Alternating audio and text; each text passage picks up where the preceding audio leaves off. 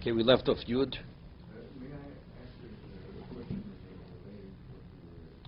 related Good. to of a certain kind and your palace of a different cereal. So, one bracha covers both. It's the same bracha. Not a problem. It's immaterial.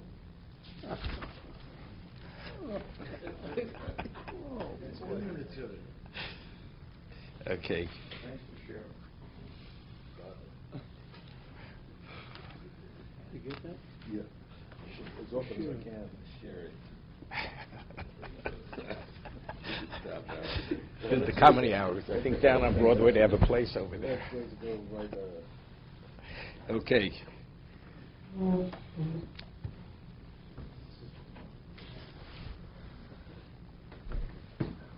Okay, we left off page test.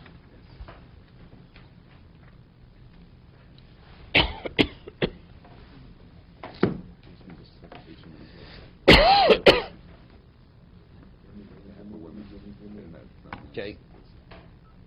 Page test, we're next to the last bottom paragraph.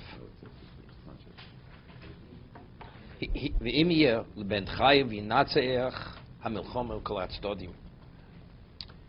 He had said that a person, life is, you're in a struggle, a battle between the physical and the spiritual. And whatever your predicament is, there are tests, there are challenges, whether you're wealthy, whether you're poor. The wealthy man has to contend with arrogance. The poor man has to contend with what? With actually dishonesty, stealing, because he has so little. Everybody has his issues. A person has tranquility, a person suffers. The person has tranquility, he becomes also pompous. He feels secure. The person who's in pain, he actually speaks out of turn. He says, he makes comments which are not appropriate. He says if a person, he uses the term, is valiant, and he's victorious in all his skirmishes, he will be the complete person who merits to cleave to his Creator. And he will leave that corridor to enter into the, use the term palace, it means into the large room, to be illuminated with the light of life. And to the degree that he had suppressed his inclination and his desire, and he did so from that kept him from the good, and he took the initiative to attach itself. He says something interesting here. He says, it's not only that he says he was kovish yitzro. He had the upper hand. He suppressed his inclination, but he said, and he distanced himself from all that would have kept him away from good. Triggers. I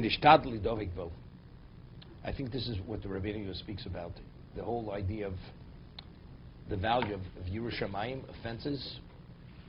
It says, Chavivim divrei sovim yosem minyeinu shel Torah, that if a person observes a rabbinic fence or creates a fence for himself, the value is greater than the Torah law. Because Rabbeinu explained that a Torah law, why does one not transgress it?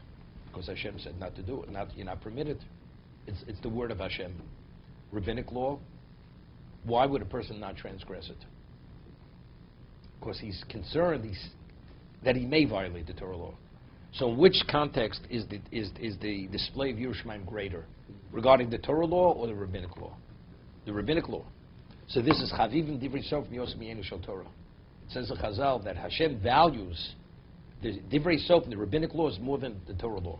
In what context? Regarding the display of Yerushalayim. When you don't violate the Torah law, it's a lesser display of Yerushalayim. When you observe the rabbinic law, it's a greater display. So that's what he's saying over here. The reward is determined not only by suppressing the Yetzer Hara, but also he was nisrachik min hamarchikim osem yatov. To what degree did you distance yourself?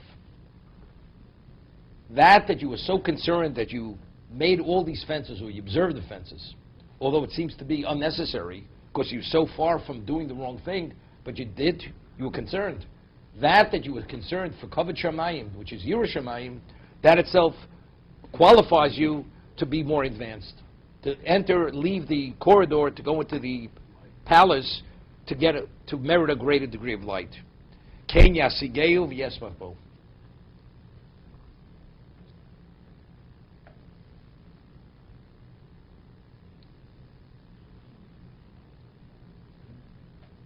Many years ago, the Moshe Feinstein, Zech Tzadik Levrocha, especially towards the end of his life, it was known who he was in terms of, in the 50s, where Moshe used to walk in the street, nobody would look at him.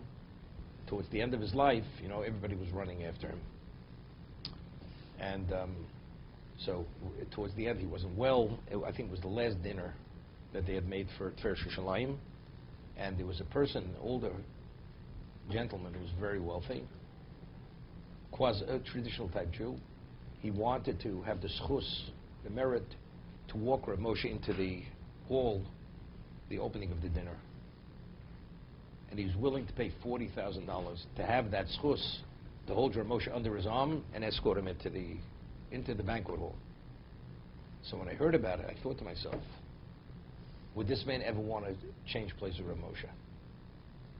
I mean, maybe yes. Once to make the exchange now, but evidently he values what Rav Moshe represents. He's willing to pay $40,000.